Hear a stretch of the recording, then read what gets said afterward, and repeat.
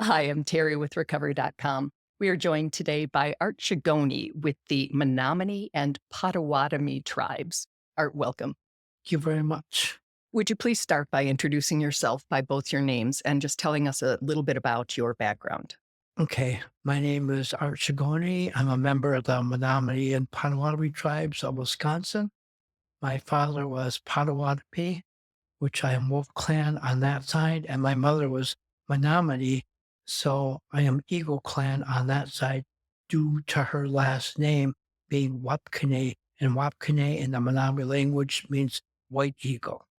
So, you have made it your mission to bridge the knowledge gap on Native American culture. And I've also read that you have said that if people want your knowledge, they're going to have to come and ask for it in the right way.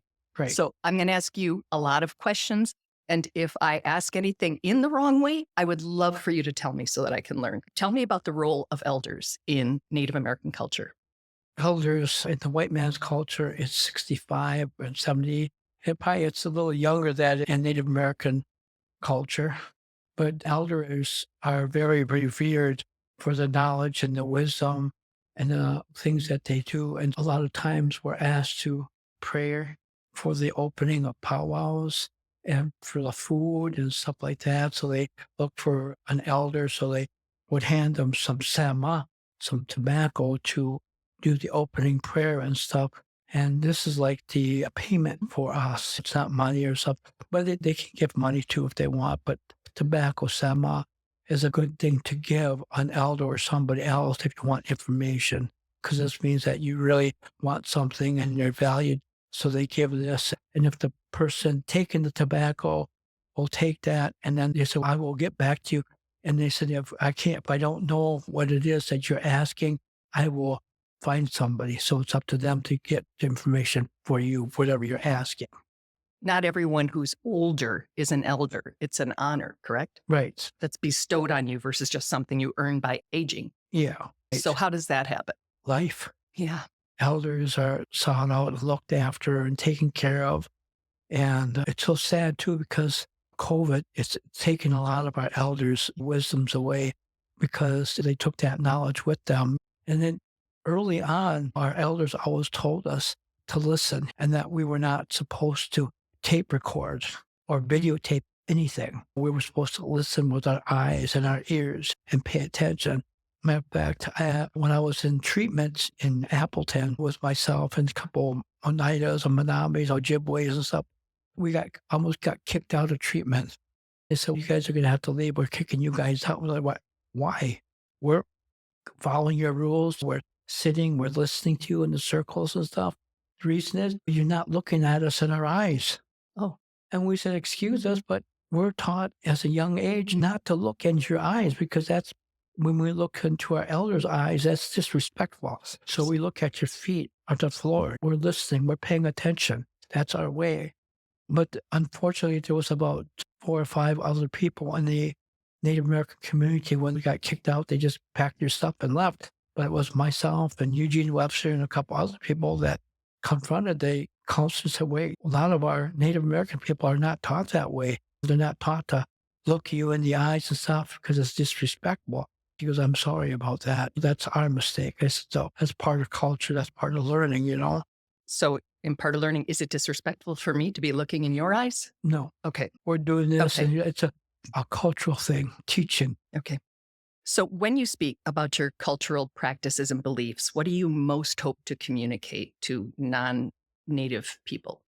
Out of respect for our culture and history, about the eagle feathers, about being veterans and eagle feathers, and about the peace pipe. There's so many stereotypes out there, and they're still out there yet. And I hear them often type, what do you Indians smoking those peace pipes? Was that pot or what? Give me some of that. I'm like, no, that's not that at all. It's regular tobacco, but it's very herbs. We call them pawagans. So pipe carriers are very revered. I'm a pipe carrier. I have a sacred pipe that if I'm asked to give to tobacco, then I take my pipe out, load it up with tobacco, and I pray for people. Because in the pipe, when that smoke is smoked and that goes up into the air, it's taken by the eagle And that's why we say, as Native Americans, we have a direct connection to the Great Spirit.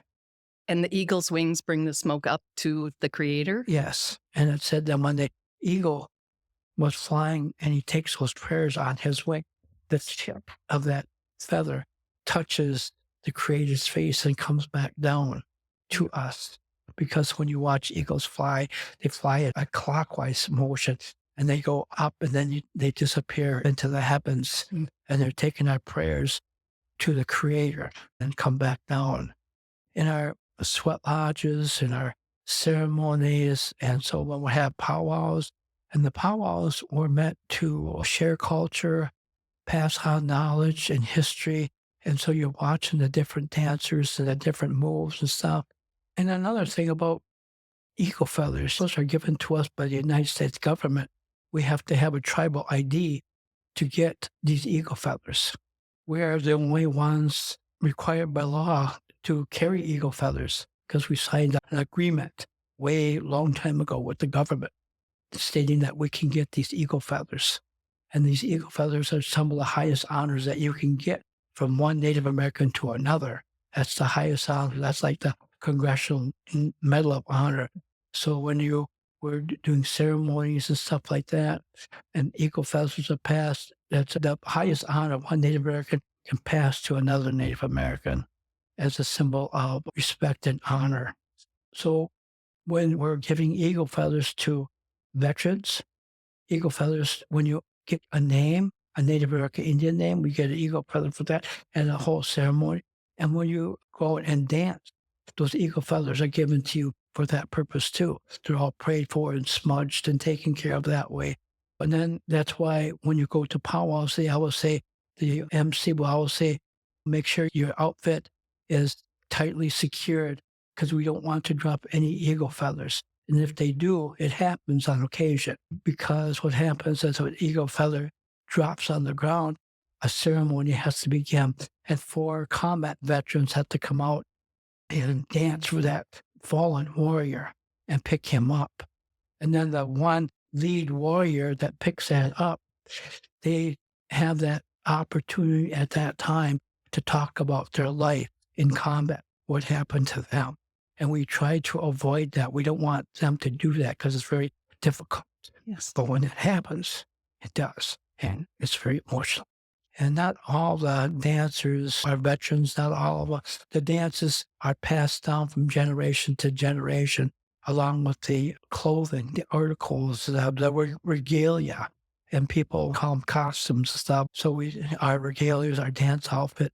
And that was one thing that me and Nick, when we did our presentations about the spearfishing issues, people didn't know. Had a lot of ideas built up in their heads about what Native Americans were all about. Still yet today, there's a lot of Native American books out there told by non-Indian people about what they thought about how it should be. No, we have to tell our own story. We have to go and educate people. And when we started to doing that, we started getting floods and floods of schools, and we're busy 24/7 every day of the week going to different schools. We would come in our regular street clothes to show them who we are as Native American people. We dress as just like you, but the only thing when we have our ceremonies, we dress up in a different way.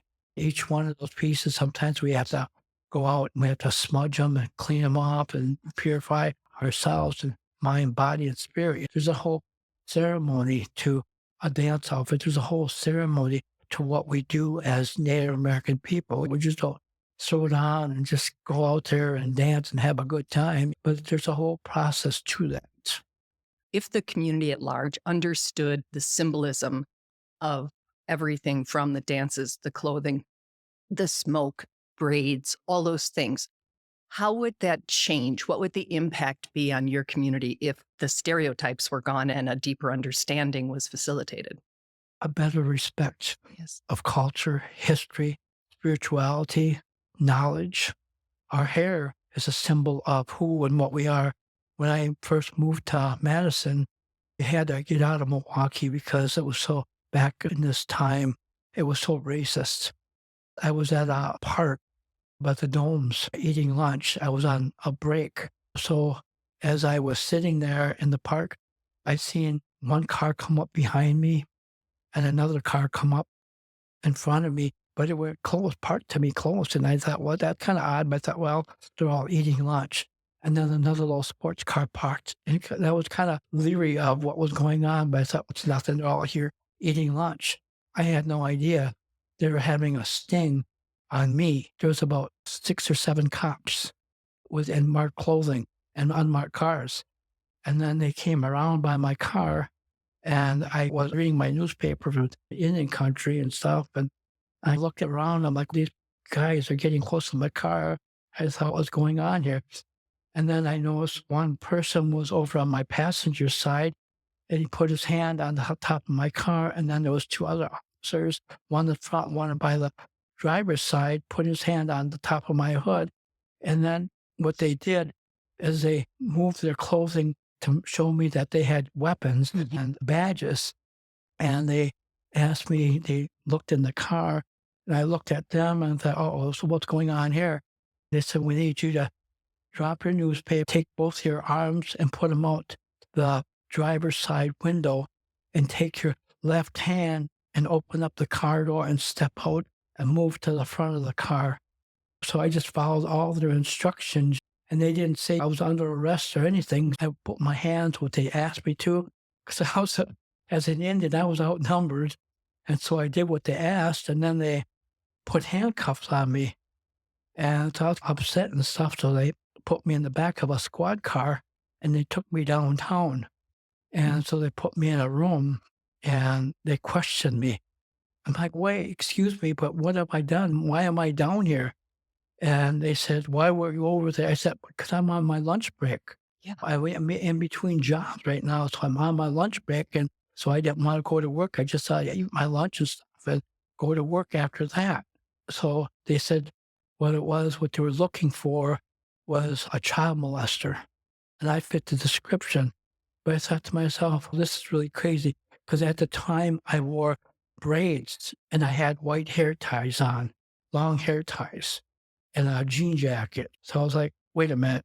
And what they were looking for was a Hispanic person. And so after that, I got out. And then the big part was that when they had me down there and they questioned me, they didn't throw me in jail or anything. And then they said, "You're free to go on your own." I said, "But I need to ride back to my car so I can go to work." And they said, "No, sorry, we can't do that." Oh, So I didn't have no cell phone or anything at the time. I ended up walking all the way back from downtown, all the way back to the domes. it's a And long walk. so I That had would be no too. money or nothing. So I went to the American Indian Center in Milwaukee, and I talked to Dick Watkins, who's in that picture, because he was the head of one of the Indian programs, and I was just fuming. I said, "You don't know what they did to me. I'm really mad." And he goes, "I'm sorry." He goes, "Well, don't feel so bad." He goes, "They've been looking for all these other people, like Mexicans and stuff like that, and pulling Native Americans in left and right about this silly situation, you know." I just thought, "I can't have this happen to me anymore. I gotta get out of here." So I jumped in my car one night and I went to Madison to just to get a cup of coffee, just to think of strategy. And at the time, I was living with my aunt, who was very dear to me and was the head of the family. That anything that happened, we went to Auntie Donna. So anyways, they questioned me about that, and I told her, I said, "I don't know about this situation." I said, "I gotta get out of here." I moved from Milwaukee to Madison, and she said, "You gotta get a job." I said, "Okay, I'll get a job." So my first job I went to was Woodman's, Mhm. and, I thought, "I can do that for whatever they're paying and stuff." Pushing carts, did the interview at Woodman's, and the interview went really good and fine. And they said, "Okay, you can start Monday," or whatever the day it was. And so as I got up in my chair, and just as I was ready to walk out the door, he goes, "Oh," he said, "by the way," he goes, "when you start," he goes, "make sure you have your hair cut up above your ears and stuff and wear a white collar shirt." I turned around and I'm like, "I don't think so." I said, "I don't cut my hair for you or anybody else." And I walked out. So I thought, there's a kind of a discrimination, racism there. I said, "What if I was a woman having long hair? Does that mean my hair is gonna get caught in the cart too? Mhm. You make them cut off their hair and stuff like that?" I was kinda, like, upset with that. I'm sorry those things happen. And to the point of the more people are educated and understand, the more that's not going to happen. It's like that marked Paulus told me the story of his son being asked to cut his hair for school. And they had to go in and educate them and say, it's not a style. It's not a choice about style. It's a choice about who he is. It's a way he communicates his beliefs. So he No. wasn't asked to cut it anymore. So we're going to shift a little bit and talk about Recovery.com's focus, which is helping people access resources for addictions, for mental health disorders, those kinds of things. What do you think is most important for non-Native people to understand about those issues in Indigenous communities? I feel that there's been a lot of deal with the addictions and this trauma of we have a lot of our Native American families and people have been separated from their culture, Yes. separated and coming back and learning about their culture. A lot of our children coming back and learning about the feathers, learning about their culture, learning who they are, what they're about.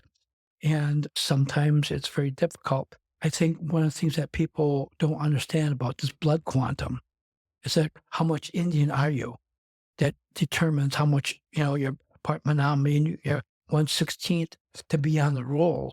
There's a certain percentage of being on the rolls, like a 1/16th, 1/8. If you're part of that, you get a tribal ID. But if you're any less than that, you're not on the roll. You're not qualified to be, you're not enough to be on that roll. But elders and people always tell me that it doesn't matter if you're Native American, your mom and dad, so it's all in your heart. What you're here in your heart about being Native American, if you're learning your culture and stuff like that. For me, it was very difficult coming back to the reservation as a Native American person because they could tell right away that I'm sure I look Menominee, I look Indian, but yet to them, living on the reservation, I wasn't. I was in a white man's world, the Washishu. They could tell right away I wasn't from the reservation. You're from the white man's world. And she lived with those pink ones. Their clothes and stuff were all the same, but yet I was an apple on the outside, white on the end. And even in recovery, it was hard. So you brought up your recovery. Are you willing to share a bit about your recovery journey? From the time I was 5 years old, one of my neighbor friends came down to get me to go play with me. And here I am, a Native American young child with this young guy with red hair. So I could hear this pinging all the time. I didn't know what it was. I could hear this pinging because I could hear it way down the street. So I thought, okay, so I get the chance to hear what this pinging is all about. This man, he must have been about 60 or 70 years old, hammering and stuff. And so we just sat on this bench watching him. And as we were sitting there, he turns his head and looks at Red, and he says to him, "Where'd you get that little black son of a bitch?" And I'm hearing this out of this man's voice, and I'm thinking, who's he talking about? And then my friend Red said, "I think we better go then." So he jumped off the stool. So he said, "Come on, let's go." So I proceeded to follow Red out the door. And as I do that, this man, he came behind and he kicked me in my ass. And he said, "You get the fuck out of here, you little black bastard, and don't you ever come back." Go. I was so mortified. I'm thinking about what did I do to this man? Why? And so I told my foster dad about that. And I was crying, very crying and hurt. And all along, I would get these little nicknames, discrimination, racism, all this time. My foster parents took me to wrestling. I think it was sophomore, junior. And so as I was wrestling, I got all these pins and stuff. And I got to be pretty good at it because I could take my anger out without hurting anybody and get points and do really good. It was parents' night, so my foster parents came to watch me at the wrestling match, and I won my match. And so my foster parents would go down to the bar on Fridays and Saturday nights. The bartender heard about that I won. And so he says, "Here's, I'm going to buy you a beer as a celebration." So as I'm drinking that beer, my coach walks in Oh, no. to get himself a six-pack. And so as soon as I reached that beer up to my lip, I looked at him, he looked at me. I thought to myself, my heart just sank. I thought, oh, there goes my career. And then after I got kicked off the team because of drinking, I had some beer. When did you decide that you were going to stop drinking? And what was the recovery journey for you? I went to Green Bay to get a job. And I would go to these bars, play pool and stuff. And I went down to Broadway in Green Bay. And I would hit all these bars. And I ran into this young man. And so we started playing pool and we started talking. So I just in my Menominee lingo, I'd say, "Hey, scoop on your horse. Where's your reservation? Who are you?" And he told me, and it was like a slow motion video. Everything slowed down as I'm watching this man talk and tell me about who he was, where he lived. And I'm shaking my head and I can't believe what's coming out of his mouth. He says, "My dad lives up on the Menominee Reservation in Zor." So I knew that's where I was from. I'm like, "What?" And he says, "My name is Art Shegonee and my dad's Henry." He goes, "We have 3 brothers." He goes, "I have 3 brothers and 2 sisters. We've all been taken away." And he says, "We haven't found our baby brother yet."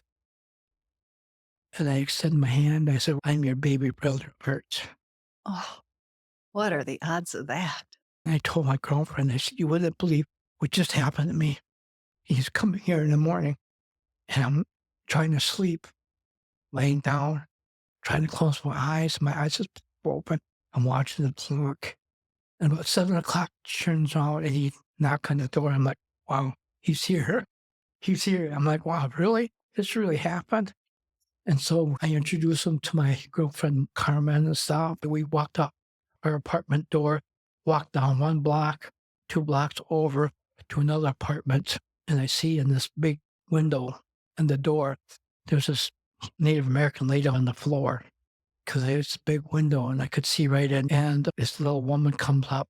"Yeah, what do you want?" Because her breath smelled so bad from the night before. This was my brother's girlfriend. And my brother Matt says, "We're here to see Edgar." And I'm shaking my head like, "What are you saying?"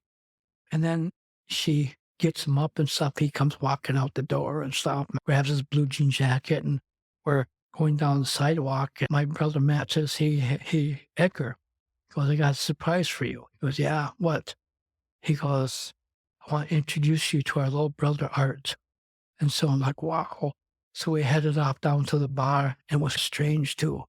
Because this bar that we went to, I would often go down there and I would see him, never realizing that was my brother.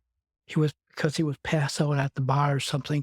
I realized what was going on after that because he worked as a welder at the shipyards and he was pretty tired and stuff. And to me, I just looked at it as another drunken Indian that can't handle his liquor, but he was tired and a lot of drinking with them and stuff and good times. I don't know, I think after my dad died, I took it really hard because I wanted to know my dad and stuff. My dad was a very quiet man. I wanted to know more about my dad, and he didn't really share too much because he was just maybe kind of hurt and stuff as the loss of my mother. I was drinking really heavy and I wanted to commit suicide. A girlfriend at the time called my sister and said, "Hey, could you talk to your brother about his drinking?" And so about that time, my sister and she talked to me and she says to me, "If you don't stop drinking," she goes, "you don't have to ever call me or see me or come around to me anymore. I don't want to hear anything from you." She goes, "If you get to that treatment center, give me a call. Let me know that you're there." And I felt devastated at that time. I can't lose my sister after finding her because she had been through alcohol and drug stuff too. I had my girlfriend at the time take me to the treatment center in Appleton. And so I signed myself in. So I had to go through the whole detox stuff like that. My sister and I were very close. And my sister, she died of lupus. It was very hard. I think that as a recovery person, when you're going through a lot of stuff like that, it's very difficult to get through some of those things. But I did not drink. I would go to meetings and talk about it. But so I'd hear these old timers talk about things that they had gone through, about deaths and stuff like that. And then about how they shared their story about when lose a loved one after their recovery, what they did, and going to meetings and reading the big book, reading the 24/7, reading that stuff and hanging around positive people. So that's what I did for quite a while. And my marriage ended. We went to treatment and stuff. And my counselor told me, "I'm sorry, Art." He goes, "I think your marriage is about to end." I said, "Oh, wow, there's not much I can do about that. I just my recovery is the most important." Because what has happened is that as I would go through recovery and stuff, meetings and stuff. She didn't go to Al-Anon or anything. She says, "Why do I have to go to Al-Anon? Why do I have to do any of that stuff? Because you're the one that was a drinker. I'm not drinking. I didn't do all that. You did. Why should I have to go to these meetings and stuff just because of you?" So I just said, "I'm going to continue on my meetings." Our marriage ended, but I continued to be sober and stuff like that. After that, I was searching for my spirituality about who I was as a Native American. I wanted to find my spirituality of the Menominee people. And it took me out to Seattle, Washington, and I ran into this Kiowa medicine man. He took me under his wing. I got up this feeling that I needed to call back home. And I called back home to my brother Matthew. He was crying really hard. And I said, "Matt, why are you crying? What's going on?" He goes, "Ed's dead. Ed's dead. He just got killed in a car accident." And so I thought, "Oh my gosh."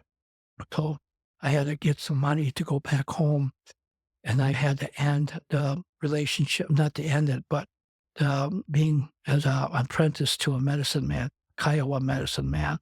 And so I stayed home and buried my brother and stuff. And then my aunt, Donna, that I was so close to, she came to me at the funeral. "Baby Art," she goes, "you're going to have to stay home now and take care of us." And I'm kind of like, "What are you talking about?" Because I was going to go back out Mhm. to Seattle to finish out my training. And she said, "We need you back home. We need you home now." I'm thinking, "Why do you need me? Why don't you use some of the other boys?" But she said, "Well, I've chosen you to do this." So I said, "Okay," I respected her. So I stayed home. And it's lucky I did, because the year after, then I lost my brother Mads to cancer. And I thought, wow, how could the Creator do that to me? Trying to be a good person. I would listen to the elders and stuff. They all say it makes you stronger, it makes you tougher and stuff. What the hell do you guys know? Losing your relatives like that. But I would listen time and time again. And now that I'm in that position as an elder, I can see what you're talking about. It's not easy. You have to be tough, and the Creator will take care of you. It's a lesson to make you stronger and stronger for the next time and the next time. And I do understand that, because now I'm in that situation and has to go to hospitals to help people cross over. So I sit with the loved ones and I talk to them, I pray with them, and I hold the ones that are passing away. I pray with them and I help them cross over to the next life. And so then I helped that family to recover and help them with that. And it wasn't too long ago, I was on the Menominee reservation. There was a young Menominee man and his family that recognized me and came and shook my hand and gave me a big hug. And he goes, "Thank you, Art." He goes, "I remember you. I will never forget you for what you did for me and my family. At the time my father was passing away, you were there. You helped me."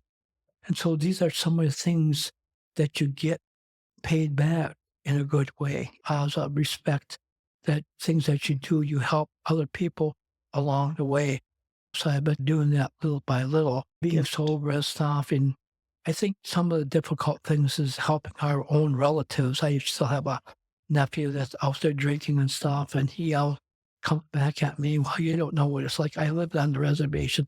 I did exactly what you're doing, but I stayed from it and I moved away off the reservation because I knew that if I stayed on the reservation and hung around all these people, I would be," because sometimes it's like the crab effect when you're in that bucket and you're doing good and the other crabs see that and they want to tear you back down to be like them and then make you feel bad. "Well, you're just like those white people. You think you're better than us." Yes, no, it's not that at all. So moving off the reservation was a good thing for me, and staying away from that and being here and doing these things. It's tough at times, but we have to do things for ourselves in recovery. That's the big thing. Because if I can't help myself, how am I going to help somebody else? But sometimes I look at recovery too. How can they see what I've been through if they haven't been through it themselves? I drank for all the wrong reasons. I drank to feel good. I drank to escape. I drank to get away from everything. And I thought it was going to help by putting a Band-Aid on it. But sooner or later, that Band-Aid falls off. You're left with yourself with it. elders and stuff, they all say if you abstain from alcohol, abstain from that stuff, because all it's going to do is make it worse. Where you lose somebody, you're going to drink hard to try to make that person come back. And that's not what we want. We want that person to be where they're at in that spirit. Many of my relatives have died from alcohol poisoning, drinking themselves to death, and losing them that way in car accidents. And it's just sad that way.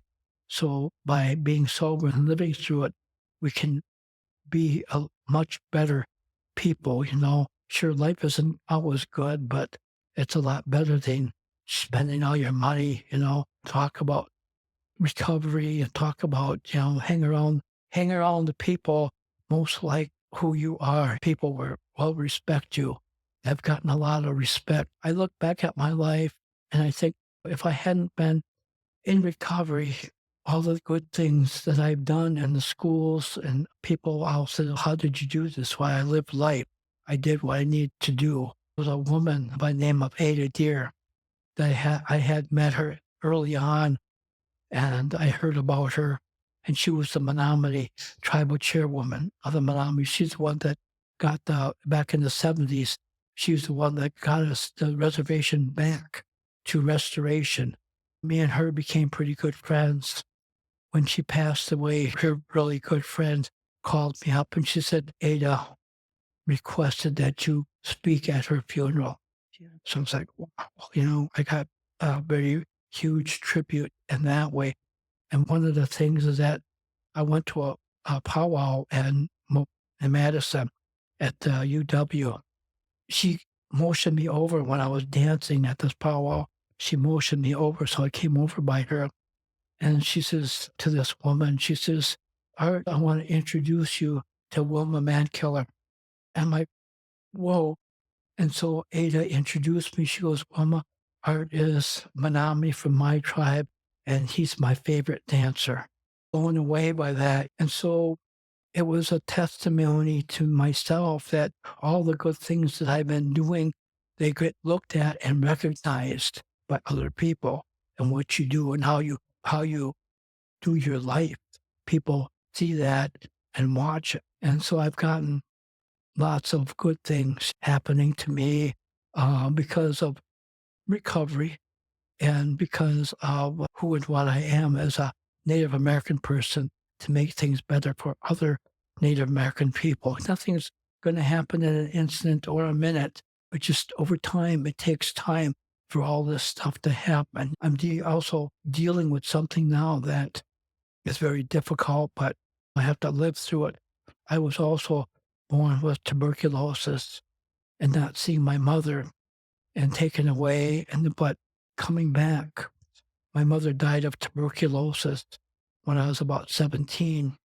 There's no recognition, anything, a plaque or nothing of the sanitarium ever being there. It's a beautiful part.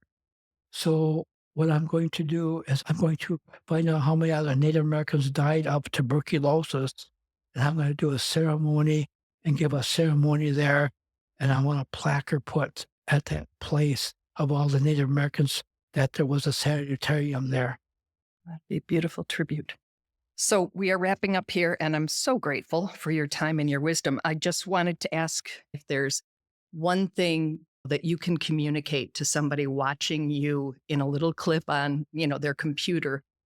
What do you want them to know about life, about recovery, about your heritage?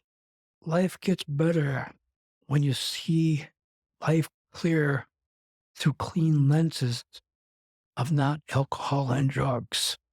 So many of our young people have been defeated, and even taking drugs and stuff has killed our young people. They don't even know what they're taking because today the stuff that's in that stuff, they want that instant or quick high. Time heals everything.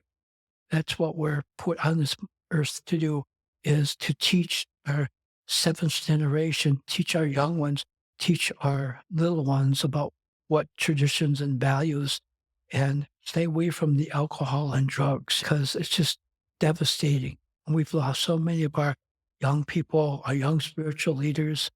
One of the things too is that my life, I'm writing a story about my book.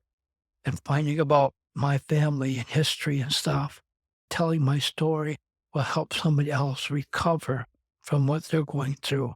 And if we listen, pay attention, and do the best that we can, 1 minute at a time, 1 second, talk to other people that have been in different situations because you never know who you're going to meet, who you're going to run into. And, I found that very great because there's a lot of things I've talked to other people that have been in my situation. There's nothing in this world that can't be solved or resolved but time and being patient. Patience is one of the biggest things too. It's like I have to learn that lesson. Sometimes I want it and I want it now yet too. And so I just have to do what I can to do those things and work on it. It's a process, a one day at a time process.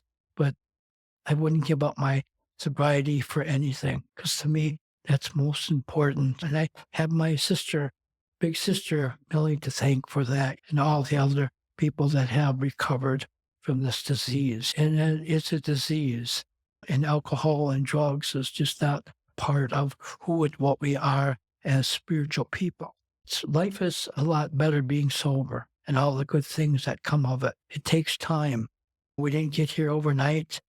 If you cut yourself, it's going to take time for that cut to heal, and then eventually it's gone. Thank you so much. You're welcome. I'm really grateful for your time.